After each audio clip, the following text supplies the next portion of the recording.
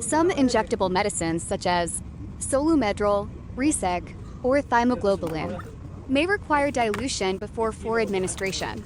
The important point is that each medication has its own recommended diluent, final volume, concentration, and administration rate.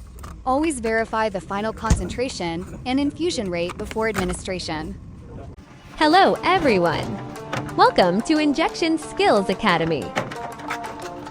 In today's video, I'll demonstrate the aseptic, preparation of thymoglobulin dilution inside a laminar airflow hood. This procedure is performed under sterile conditions to maintain patient safety and prevent contamination. First, collect all the necessary supplies. 5 vials, ampules of thymoglobulin. Always verify the patient's prescription, drug name, strength, expiry date, and batch number before starting.